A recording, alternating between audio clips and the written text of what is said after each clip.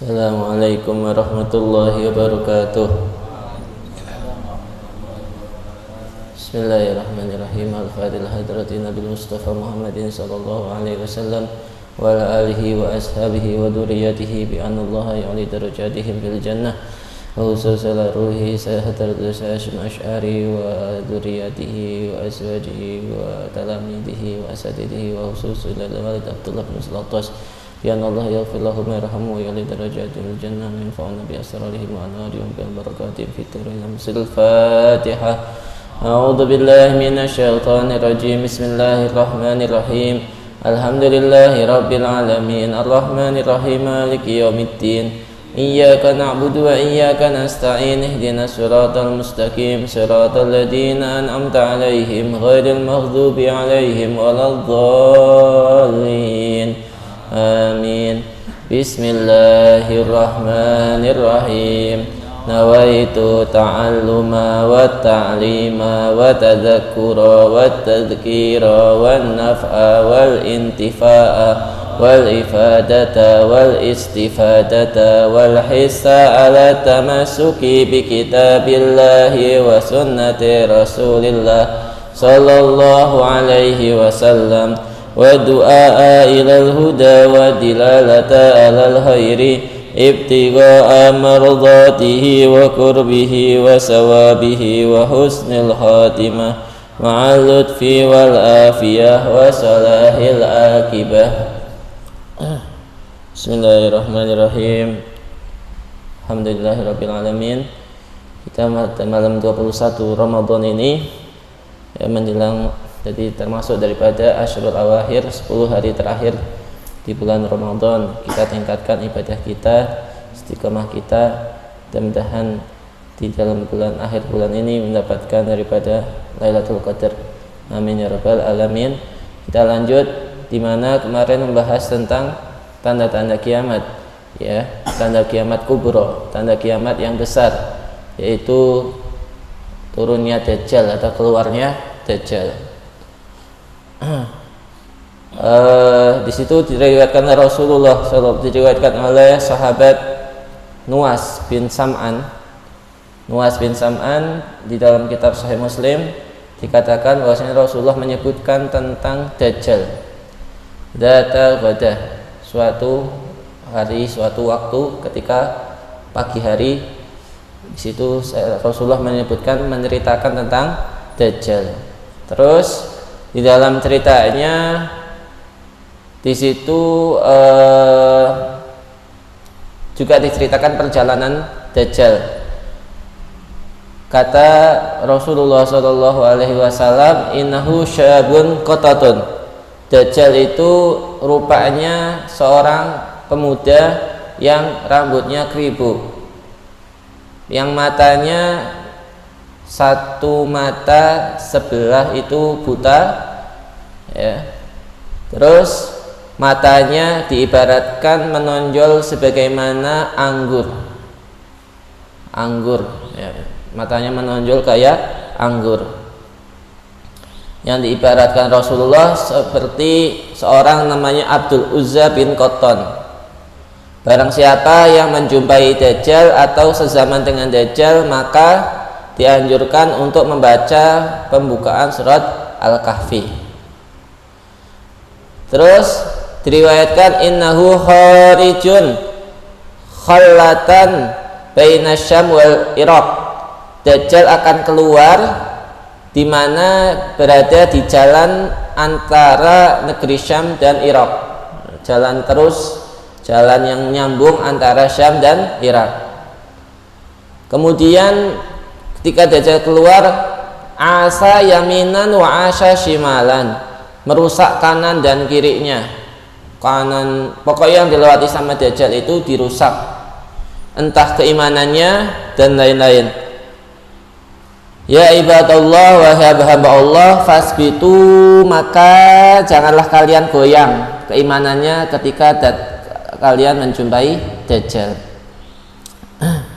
Qulna ya Rasulullah, kami berkata, sahabat bertanya, wahai Rasulullah, wa ma lubsuhu fil ar, berapa lama Dajjal berada di bumi? Kata Rasulullah, arba'una yauman, Dajjal itu akan berada di bumi selama 40 hari.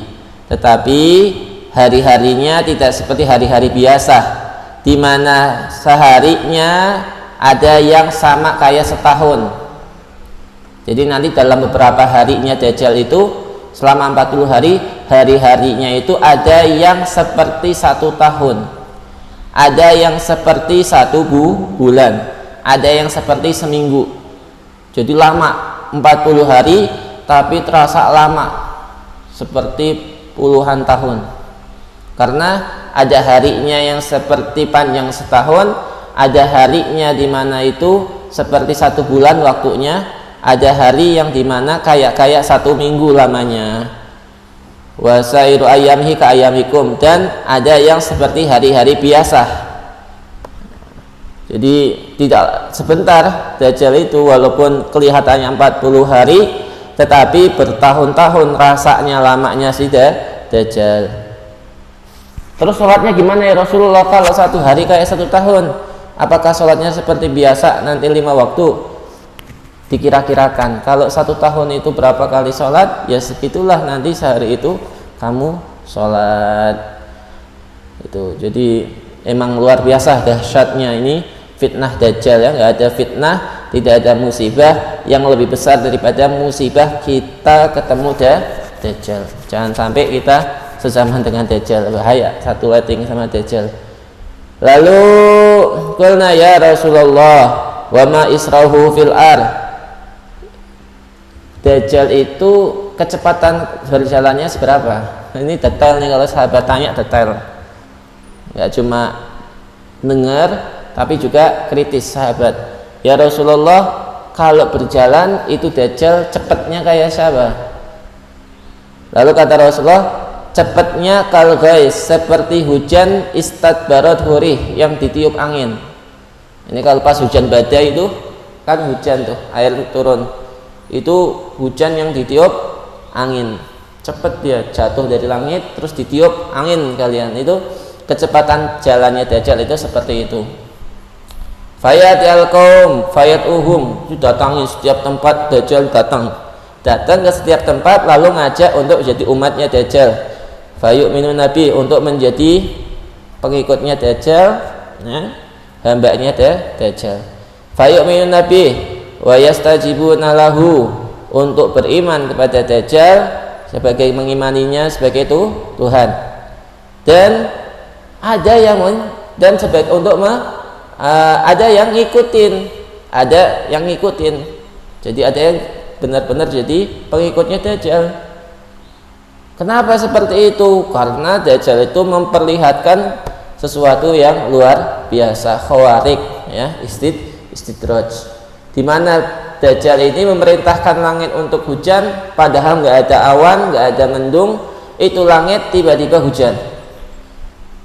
Bumi yang tadinya tandus, Dajjal merintahin buat tumbuh tanaman, subur itu bumi.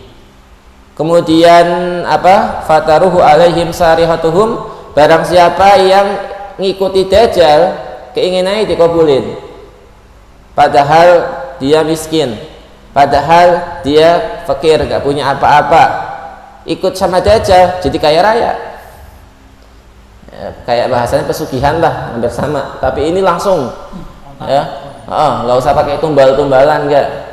Yang penting kamu nyembah sama Dajjal, yang penting nyembah sama Dajjal, ikut sama Dajjal, nggak usah pakai tumbal-tumbalan, udah langsung diijabahin. Langsung seketika itu juga, kamu pingin apa? Pingin duit 100 juta, datang 100 juta, 1M, datang 1M. Bayangin, ada zaman sekarang aja orang naudzubillah ya, yang keimanannya bisa ditukar sama Indomie, yang bisa ditukar sama, padahal ini belum disamai Dajjal. Bayangin disamai Dajjal kayak apa dahsyatnya, di mana waktu itu benar-benar orang berada dalam suasana dagang aja susah dapat untung ya, di mana-mana kekeringan. Tiba-tiba ada orang muncul ngasih kehidupan yang enak. Nah, di situ keimanan benar-benar dicoba luar biasa. Kalau kita mungkin sekarang dalam keadaan kesusahan, itu masih jalan keluarnya, masih insya Allah masih ada banyak. Tetapi di zaman Dajjal ini benar-benar cobaannya luar biasa. Kerja susah, benar-benar susah, makan susah, atau apapun susah di zaman Dajjal tersebut. Tiba-tiba datang ini Dajjal membawa uang, membawa segala macam. Dikatakan kemarin bahwasanya punya gudang yang besarnya satu, ibaratkan gunung, itu berisi roti-rotian, makanan-makanan. Nggak akan kelaparan, dijanjiin kamu kalau ngikutin Dajjal. Terus bagi siapa tadi yang mengikuti Dajjal, diajak lalu beriman, fataruhu alaihim sarihatuhum atwala ma kanat dar'an. Ya, daron. Ibaratnya zaman dulu misalkan dia punya ternak, ya, punya ternak, itu kambing-kambing yang dia punya itu lebih gemuk, lebih subur, susunya lebih deras daripada hari-hari biasa. Dia punya peternakan, kambing-kambingnya semuanya gemuk-gemuk ketika dia ikut Dajjal. Ya, kalau misalkan kita punya bisnisnya lancar, punya dagangan, dagangannya habis kalau mau ikut Dajjal di zaman itu. Punya sumur kering, ikut Dajjal, ini umur langsung airnya banyak. Pokoknya ke dunia ini semuanya dijadiin buat Dajjal itu waktu tersebut. Wa asbahahu duru'an wa amadahu khawasir. Di sini peternakannya itu kambing-kambingnya susunya deras, terus gemuk-gemuk, besar-besar, tidak penyakitan semua ternaknya. Sumayatil kaum, ini bagi yang mau ikut Dajjal, dikasih kesenangan sementara tuh. Bagi siapa yang nggak ikut Dajjal, yang menentang Dajjal, diajak fayarduna alaihi qaulahu, ayo ikut aku, ayo iman kepada aku. Dia menolak, fayansarifu anhum, ditinggal sama Dajjal, ditinggal. Kamu nggak ikut, ya udah ditinggal sama Dajjal. Fayusbihuna mumallihina laisa biaitihim syai'un amwalihim. Tiba-tiba di pagi harinya rumahnya, makanan yang dia punya, uang yang dia punya habis semua. Bayangin, tiba-tiba kalau kita di pagi hari besok nih uang hilang, ya, harta semuanya hancur, terus makanan-makanan habis, busuk tiba-tiba, air di rumah kita tiba-tiba sumurnya kering, pumpnya mati. Itu yang terjadi ketika zaman Dajjal, di mana ketika orang itu nolak ikut Dajjal, yang terjadi apa? Dunianya hilang semuanya. Dia punya kerjaan tiba-tiba dipecat sama si majikannya, punya dagangan nggak ada yang laku, pusingnya kayak apa coba? Makanan nggak nemu di mana-mana, orang ini nyari rezeki nggak ketemu. Ini bagi siapa yang nolak Dajjal, dunianya benar-benar habis. Ini diuji dengan ujian yang paling besar. Bagi siapa yang imannya benar-benar kuat, itu harus kuat di zaman tersebut. Kalau cuma ditukar Indomie masih bukan, ini enteng itu. Ini bukan cuma Indomie, bukan cuma sembako masalahnya. Ente semua hartanya habis, di rumah nggak ada apa-apa, dagangan semua usahanya tiba-tiba berhenti, pusingnya kayak apa coba? Dan makanya di zaman itu benar-benar dicoba dengan cobaan yang berat. Terus wa yamurru bil kharbah, lalu Dajjal melanjutkan perjalanan sampai di bumi yang rusak, di tempat yang terbengkalai. Fayaqulu laha ahriju kunuzaka, lalu dikatakan Dajjal, hei bumi yang rusak, hiduplah kembali, keluarkan apa yang ada di dalam perutmu. Dikeluarkannya isi bumi tersebut daripada mutiara, daripada perhiasan-perhiasan. Kalau misalkan di dalam tanahnya itu ada kandungan emas, tiba-tiba keluar kandungan emasnya, ada minyaknya keluar. Apapun yang dikatakan Dajjal, bahkan bumi waktu itu ikut ya sama Allah Subhanahu wa taala, dijadikan sesuai dengan ucapannya Dajjal tersebut. Fatatba'uhu kunuzuha asibin nahli, dan semua bumi itu ya, benda-benda atau harta-harta dunia itu ikut sama Dajjal sebagaimana lebah ngikutin tuannya. Kalau lebah itu kemana-mana ngikutin ratu. Kita kalau misalkan melihat ada sarang lebah, di situ pasti ada ratunya. Kalau ratunya kita pindah, itu semua lebahnya ikut pindah. Di situ pun dunia waktu itu ngikut Dajjal. Apapun kemana Dajjal berjalan, di situ dunia ngikut. Sumayatu rajulan. Suatu ketika Dajjal ngambil satu orang laki-laki dari pengikutnya. Dipanggil satu laki-laki dari pengikut Dajjal, seorang masih muda.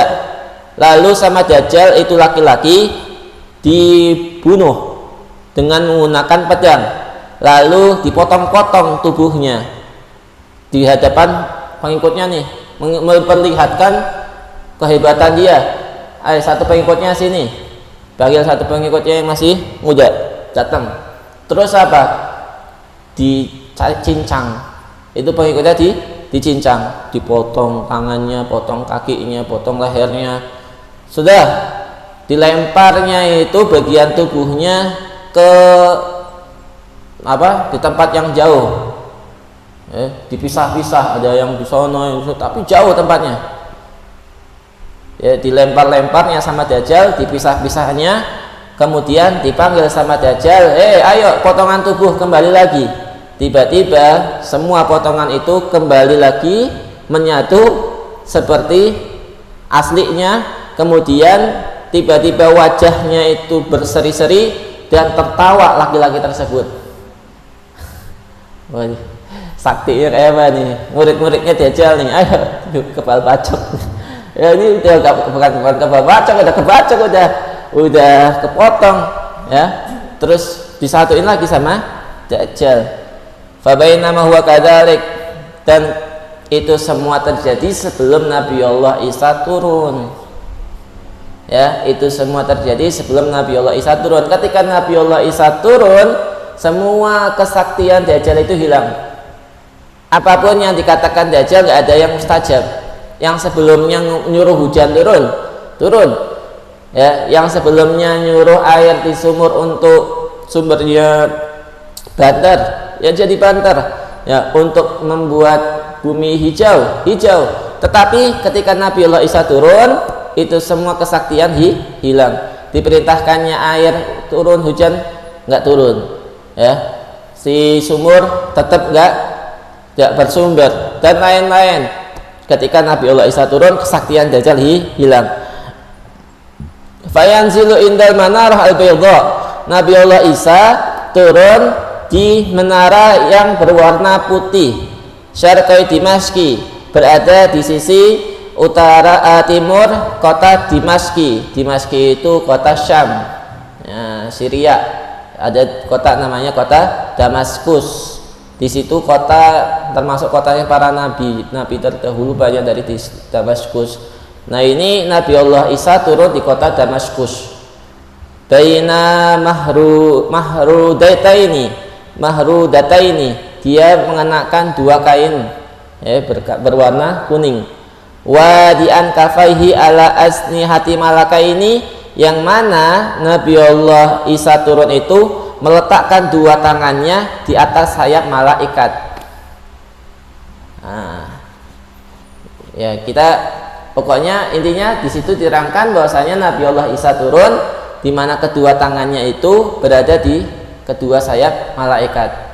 Gitu. Idza to'a, ketika Nabi Allah Isa itu kepalanya ke bawah, ditingguin gini kepalanya, qatara, meneteskan air. Wa idza rafa'a, ketika mengangkat kepalanya Nabi Allah Isa, tahaddara minhu jamanun, maka menetes air yang ada di kepala Nabi Allah Isa. Kalau seperti mutiara, jadi kepalanya posisinya basah. Ya. Fala yahillu likafirin, dan ketika Nabi Allah Isa turun, berada di bumi, maka setiap orang kafir yang mencium aroma Nabiullah Isa semuanya mati. Ya, fala yahil kafirin yajidu riha nafasihi illa mata. Setiap orang kafir yang dilewati Nabiullah Isa, mencium aroma Nabiullah Isa, itu orang kafir mati. Dan aroma Nabiullah Isa itu sepanjang daripada penglihatan Nabiullah Isa. Jadi sepanjang penglihatannya itu semua orang kafir mati. Di sekeliling Nabiullah Isa nggak ada orang kafir. Semuanya orang mukmin yang mengelilingi Nabiullah Isa.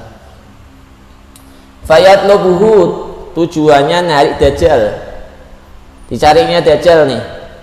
Mana Dajjal nih? Ini ketika itu Imam Mahdi udah turun duluan. Imam Mahdi udah keluar duluan ya. Imam Mahdi itu keluar dari kota Madinah, dibaiat di kota Mekah. Terus Imam Mahdi ini termasuk daripada keturunan Rasulullah ya, Muhammad bin Abdullah dari Sayyidina Hasan. Dalam satu riwayat beliau dari Sayyidina Hasan. Di mana Imam Mahdi di situ enggak mengakui dirinya Imam Mahdi, enggak, tapi semua makhluk, manusia, hewan-hewan semuanya nurut dan membaiat. Jadi dibaiat oleh semua makhluk, manusia, orang-orang mukmin semuanya baiat, enggak ada yang khilaf di situ.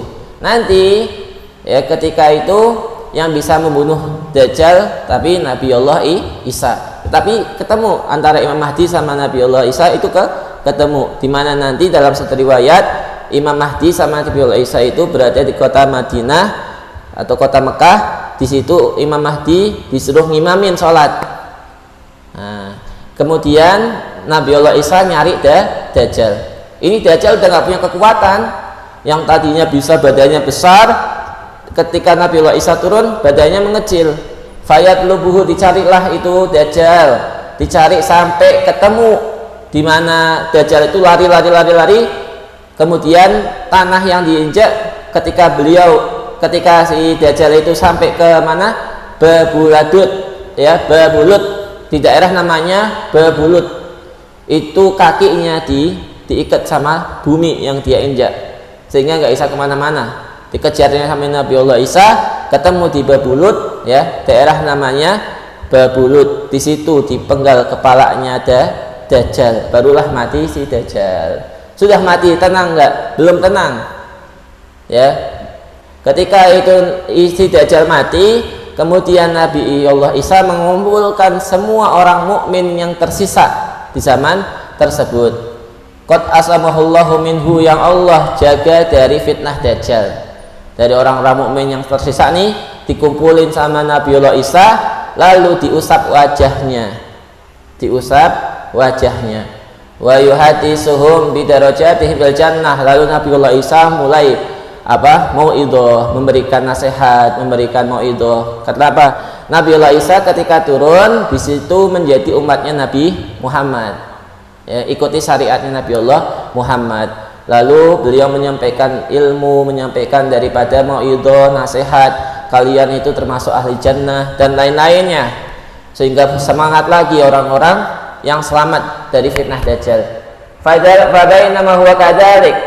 Ketika Nabiullah Isa itu kumpul nih sama orang-orang muslim yang masih selamat, yang selamat itu tiba-tiba Allah memberi wahyu kepada Nabiullah Isa. Di situ Allah memberi wahyu kepada Nabiullah Isa untuk apa? Bahwasanya Allah inni qad akhrastu ibadan li. Di situ wahyunya menceritakan bahwasanya wahai Isa, sesungguhnya aku mengeluarkan hamba-hambaku la yadanu li ahadin biqitalihim, yang tidak bisa kalian bunuh. Ini belum Dajjal mati, belum selesai ini episodenya. Masih ada selanjutnya apa? Yaitu keluarnya Ya'juj Ma'juj. Di situ wahyunya dikatakan apa?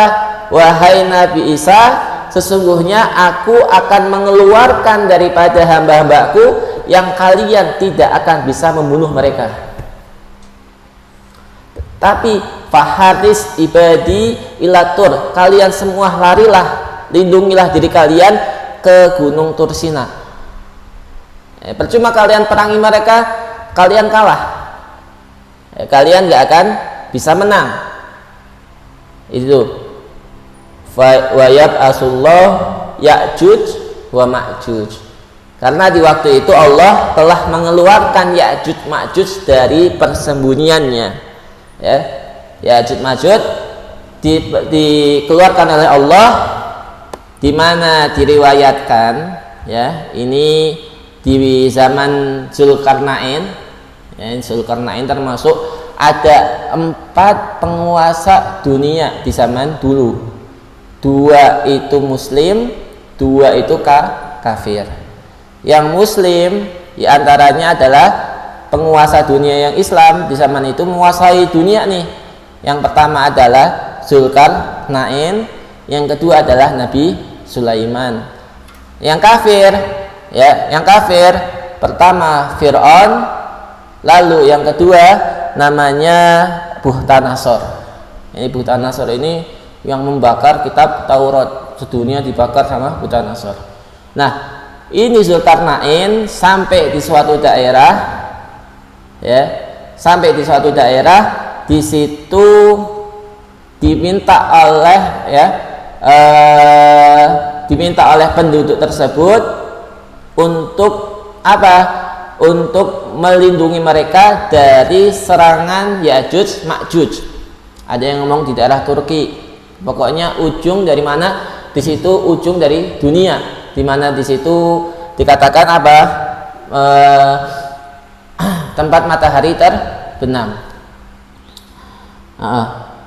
Terus di situ dikatakan benteng yang dibangun oleh Iskandaria ketika itu annahu lam balahul jabalaini, ketika Zulkarnain itu sampai ke daerah yang di dalamnya ada 2 gunung yang besar, ya, ternyata di situ terdapat suatu suku yang dikatakan suku tersebut dalam Al-Quran la yakaduna yafqahuna qaula. Suku tersebut memiliki bahasa yang nggak bisa dipahami oleh orang lain.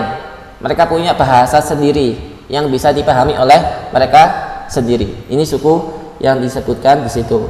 Ya, la yakaduna yafqahuna qaula. Terus jadi nggak ada yang paham lughat mereka, nggak ada yang paham bahasa suku tersebut.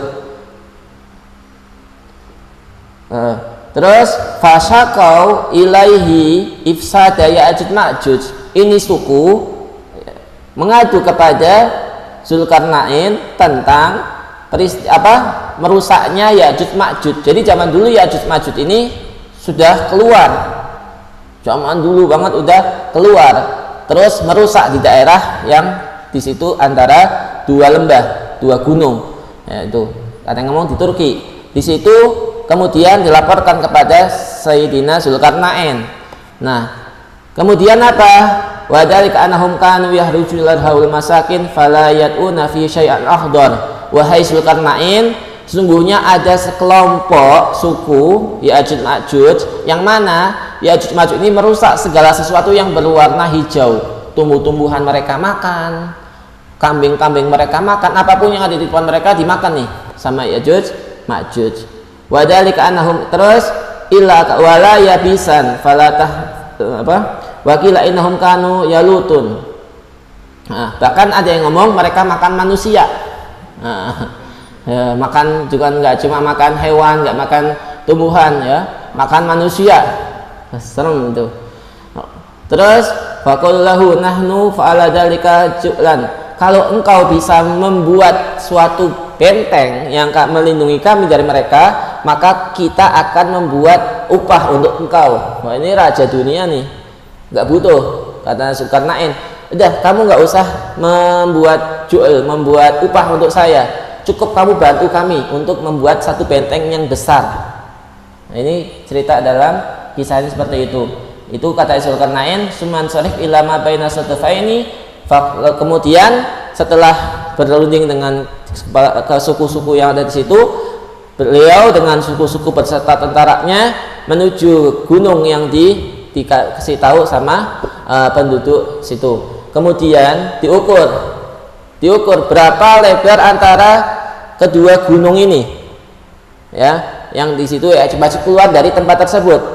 Ternyata panjang daripadanya adalah mi'atu farsah, 100 farsah. 1 farsah 5 km. Berarti kalau 100 farsah, yaitu beliau akan buat suatu benteng yang panjangnya 500 km. Buat bentengin 2 gunung ini. Nah, terus fa'amara bihafril asas, mulailah pondasi-pondasi digali di sepanjang benteng tersebut. Kalau tembok Cina berapa itu? Nggak tahu ya. Kalau ini 500 km panjang bentengnya, berarti dari sini kemana? 500 kilo. Hah? 500 km. 500 km. Surabaya. Ini 500 km. Terus lebarnya lebarnya si benteng ini itu 50 farsah, ya sekitar berarti 250 km lebarnya nih. Kemudian waja'ala hasbahu sakhr, yaitu dibangun dengan menumpuk batu-batu yang besar. Kemudian batu-batu tersebut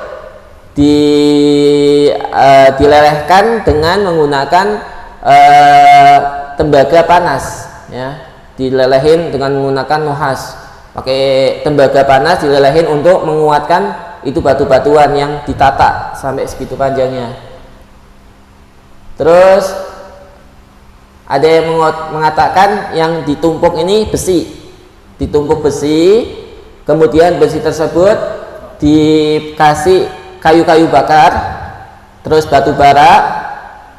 Kemudian apa? Kemudian falamma humil hadid, ketika dibakar itu besi-besinya, lalu dilelehin dengan menggunakan nuhas, ya, dengan menggunakan tembaga. Intinya sampai itu benar-benar kuat, benar-benar kuat itu benteng, saling merekat satu dengan yang lainnya, sehingga licin untuk dinaiki sama Ya'juj Ma'juj dan keras untuk digali sama Ya'juj Ma'juj, ya, digali sama Ya'juj Ma'juj keras, kemudian dinaiki, ya, licin. Terus di belakang mereka semua itu laut, jadi ke depan benteng, di belakangnya laut, sehingga mereka nggak bisa keluar kemana-mana. Nah, asal muasal Ya'juj Ma'juj itu ada yang mengatakan Ya'juj Ma'juj itu manusia dari keturunan Nabi Adam. Nah, itu dari anak keturunannya Nabi Nuh, yaitu Yafis, ya. Dalam kisahnya kan Nabi Nuh punya 4 atau 6 orang anak tuh. Nah, di mana salah satu anaknya itu punya keturunan yaitu Ya'juj Ma'juj. Itu. Terus ada yang mengatakan hum at-Turk, orang Turki dan lain-lain, ya. Tapi yang paling kuat yaitu beliau si Ya'juj Ma'juj itu berasal dari keturunannya Yafis bin Nuh, anaknya Nabi Nuh yang bernama Yafis. Itu. Kemudian ini Ya'juj Ma'juj 2 suku, ya, kelompok 2 suku. Yang pertama namanya suku Ya'juj, yang kedua namanya suku Ma'juj. Ini 2 suku nih. Ada Ya'juj, ada Ma'juj. Nah, itu. Nah, kalau Ya'juj itu punya 400 pemimpin, ya. 400 pemimpin. Pemimpin kepala presidennya ada 400 pemimpin. Kalau Ma'juj itu tidaklah mereka mati sebelum melahirkan 1000 anak. Ini ya, si Ma'juj, yang Ma'juj ini nggak bisa mati sebelum punya anak 1000. Bayangin tuh, ila alfi farisin min waladihi. Terus panjangnya macam-macam, tingginya macam-macam. Ada yang tingginya 24 dirok, ya, 24 dirok berarti 12 meter. Ada yang tingginya 12 meter. Ada yang mereka itu punya telinga lebar, yang mana dikatakan kalau malam mereka pakai telinga itu buat selimutan, yang bagian bawah untuk tikeran, untuk tikernya dia. Jadi kalau tidur selimutnya pakai telinga, terus kasurnya pakai telinga juga. Terus tidaklah mereka melewati suatu tempat yang di situ ada gajah, ya, atau babi, kecuali dimakan apa aja dimakan. Lihat makhluk hidup atau itu gajah pun dimakan sama dia. Dan mereka makan teman-teman mereka sendiri yang mati. Jadi kayak kanibal tapi yang sudah mati dimakan. Terus mereka kalau sudah keluar nih bakal menghabiskan segala sesuatu, sungai-sungai yang mereka lewati itu bakal mereka minum sampai habis. Nah, ada 3 kota yang nggak dimasukin sama Yajuj Majuj: Mekah, Madinah, Baitul Maqdis. Ini 3 kota ini dijaga oleh Allah. Nah, ini Yajuj Majuj nggak bisa masuk ke 3 kota ini. Itu ya. Dikatakan Yajuj Majuj juga makan daripada rumput-rumputan, pepohonan, ya, cabang-cabang pohon mereka makan itu.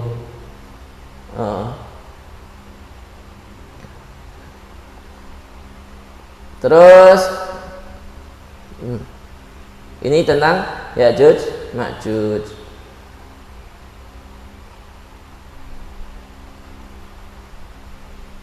Masih banyak tentang informasi Yajuj Majuj. Nah, intinya di situ Nabi Allah Isa kedatangan Yajuj Majuj. Keluar ini Yajuj Majuj, di mana tembok yang bentengin Yajuj Majuj itu jebol. Jadi setiap hari Yajuj Majuj itu bolongin si benteng. Ketika mereka pulang, tiba-tiba itu benteng besoknya utuh lagi, ya. Besok digali lagi, besoknya ditinggal, utuh lagi. Nah, terus seperti itu sampai di mana ya Allah jadikan ketika mereka menggali, sebelum mereka pulang mereka ngomong insya Allah mengucapkan insya Allah kita akan melanjutin besok. Ketika besok itu ternyata itu masih bolongnya ada. Akhirnya dilanjutin tuh sampai lubangnya itu dijebol, barulah mereka itu ratusan ribu itu keluar semuanya, makan apa aja yang ada di hadapannya. Terus wayab asullayat min kulli hadabin yansilun, cepet larinya, jalannya cepet dia. Fayamuru awailuhum ala Bukhairata Tabariyah, ketika mereka melewati daripada danau Tiberias itu yang awal diminum, kelompok yang pertama kali datang minum, terus yang akhir nggak ke bagian danaunya diminum habis semuanya. Terus wa yusaru Nabiullah Isa alaihi salam wa ashabuhu hatta mereka mengepung, ya, semua manusia dimakan-makan yang mereka temui dimakan, ya, manusia yang mereka temui dimakan. Akhirnya sampai mereka mengetahui letak Nabiullah Isa dan pengikutnya dikepung, ya, dikepung Nabiullah Isa dan pengikutnya dikepung. Kemudian Nabiullah Isa beserta daripada umat-umat Islam di situ, ya, berdoa.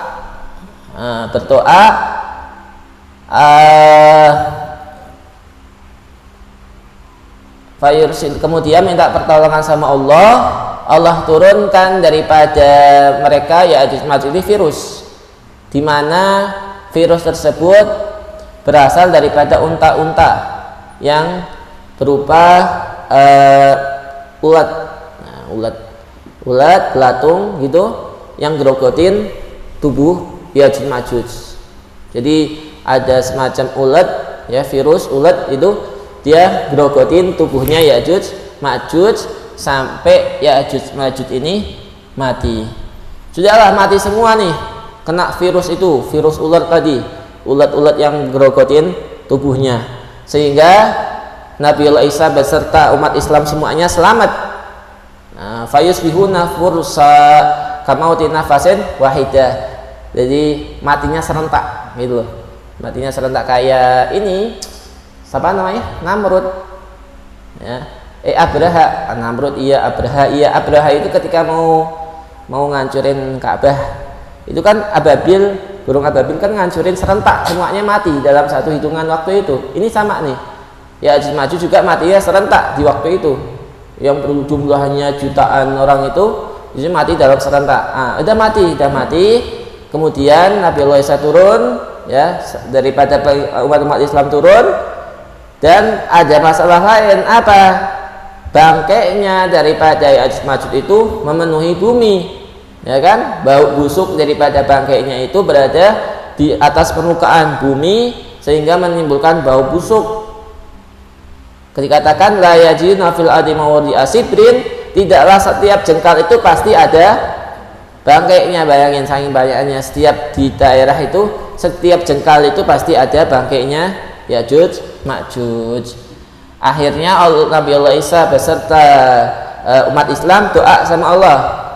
Kemudian Allah menurunkan daripada hujan, menurunkan apa? Burung. Nah, burung ini bawain bangkai-bangkainya, diangkut sama burung tersebut. Kemudian di sini katanya burungnya punya leher kayak lehernya unta, mungkin burung nazar gitu, burung pemakan bangkai itu kan punya ini sama. Terus dibawa kemudian hilang, nggak tahu dibawa kemana sama burung tersebut. Lalu Allah Subhanahu wa Ta'ala menurunkan hujan yang deras banget sehingga membersihkan permukaan bumi. Ya. Lalu sumayuqal in biti samarat taki. Kemudian Allah wahyukan kepada bumi untuk menumbuhkan tanaman-tanaman yang kembali, yang dulunya habis kering karena Ya'juj Ma'juj. Diperintahkan Allah untuk tumbuh lagi tanamannya. Waradi barokataki fayauma idin, dan itu tumbuhnya lebih subur daripada tanaman sebelumnya, di mana dikatakan ya, takul satu rumana, satu buah delima itu bisa dimakan satu kampung. Nah, jadi satu kampung ini cuma makan satu delima kenyang. Gedenya kayak apa delimanya? Karena katanya yastadiluna bikih fiha, itu kulit delima bisa buat penutup rumah. Nah, bisa buat nutupin mereka dari panas. Bayangin gedenya kayak apa? Buah delimanya doang nih, belum mangganya, ya kan? Buah durennya nggak ada yang kayak montong, udah gede banget ya. Satu duren bisa buat satu kampung. Itu.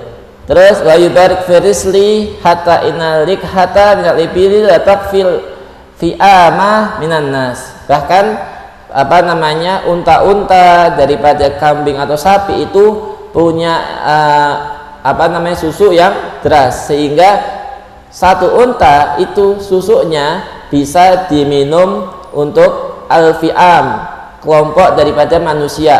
Ya nggak tahu itu satu kabupaten ini. Terus susu satu sapi susunya bisa diminum satu kabilah.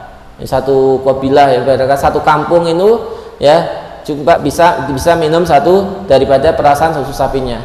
Dan satu kambing susunya bisa diminum satu keluarga. Ini saking makmurnya di zaman itu. Setelah Ya'juj Ma'juj ini makmur nih. Semua umat di zaman itu Islam, ya semuanya mukmin. Fabainamahum kadzalik. Nah, setelah itu ya Nabi Allah Isa meninggal, dikatakan 7 tahun ya. Nabi Isa itu 7 tahun di situ kemudian meninggal. Tapi orang masih Islam nih. Masih Islam, masih makmur. Cuma ditinggal Nabi Allah Isa.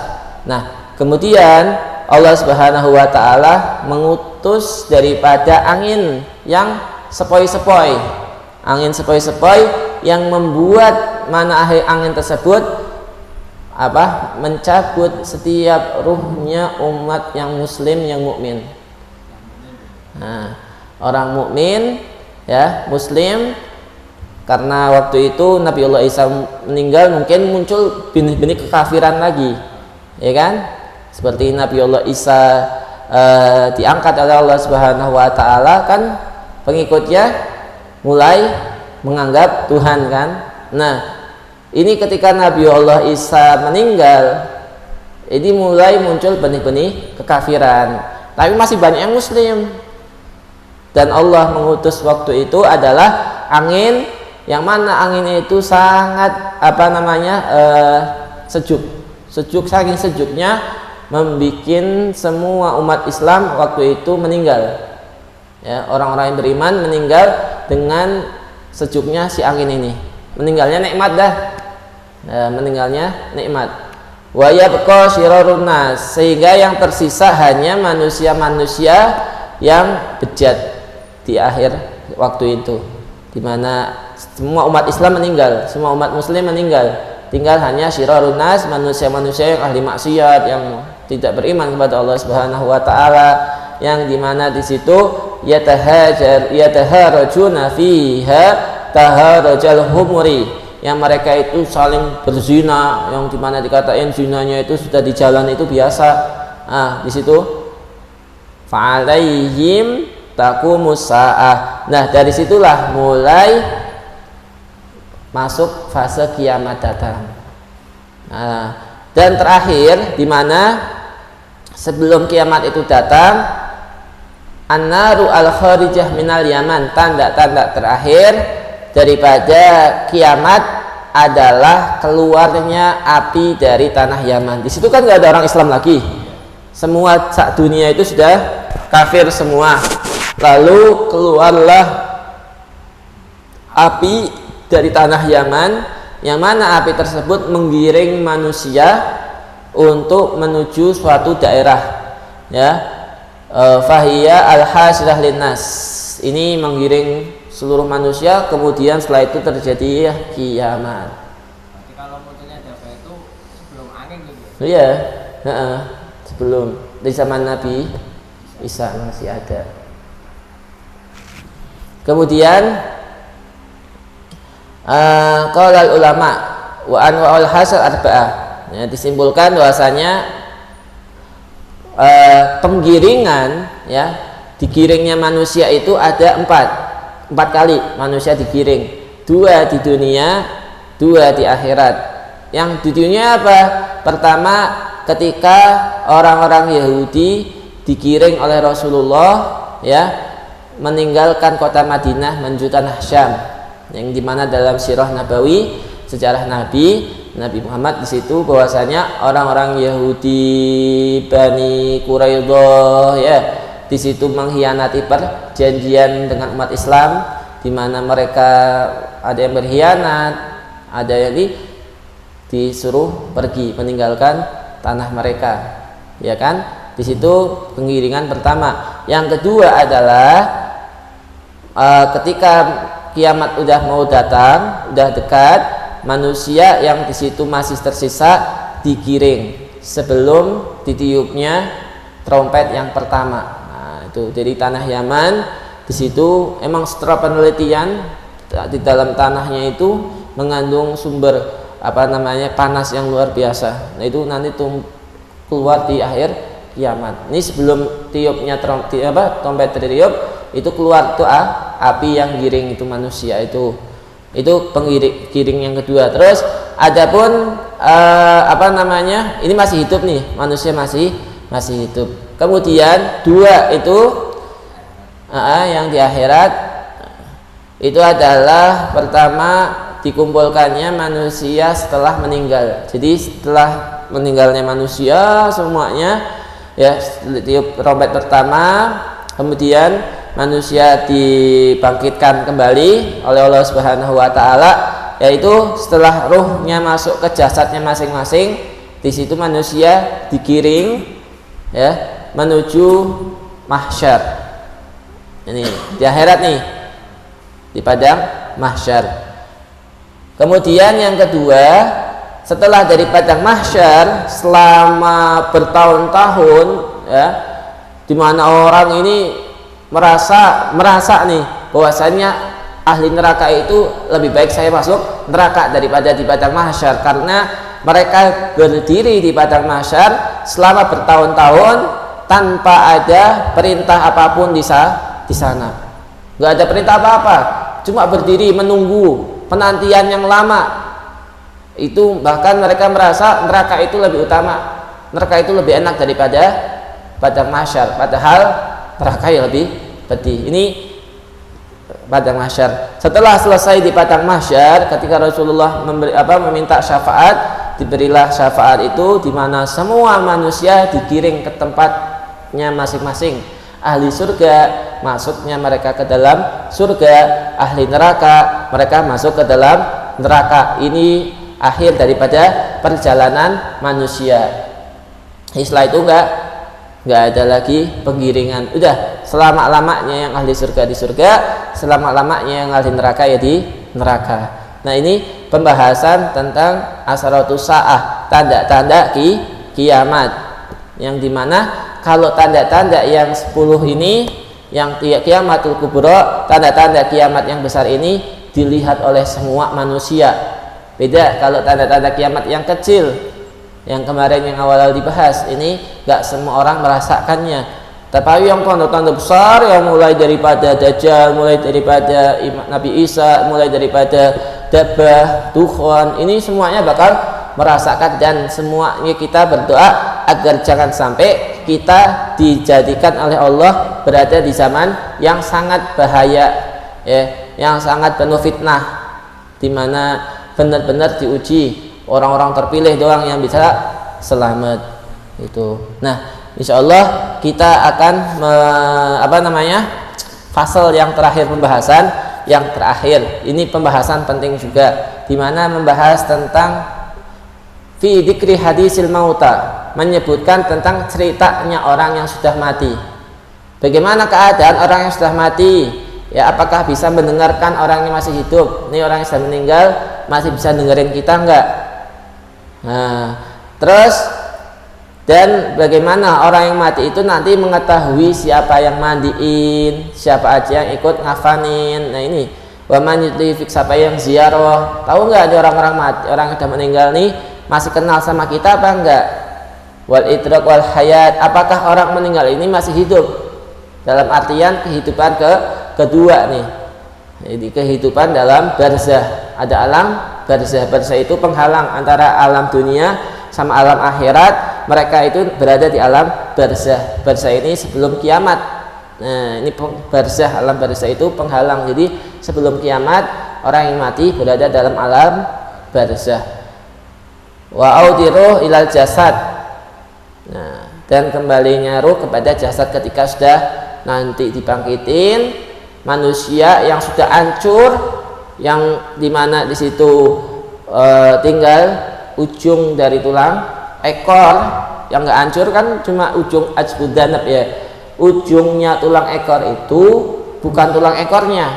Tulang ekor kita itu ada sesuatu yang paling ujungnya, yang mana nggak bisa dilihat oleh mata kita kecuali pakai alat, ya, kayak modelnya kayak sel lah bahasanya. Dari situlah, sel itulah nanti Allah tumbuhkan manusia, tidak lewat proses jima, enggak lewat perempuan laki-laki yang jima, enggak, tetapi mereka nanti tumbuh sebagaimana tumbuhnya tanaman, biji-bijian di dalam tanah tuh. Jadi manusia nanti akhir zaman itu keluar dari tanah sebagaimana tanaman tumbuh. Di situ nanti barulah ruh, ya, dikembalikan oleh Allah Subhanahu wa taala ke jasadnya masing-masing. Nggak ada yang ketukar,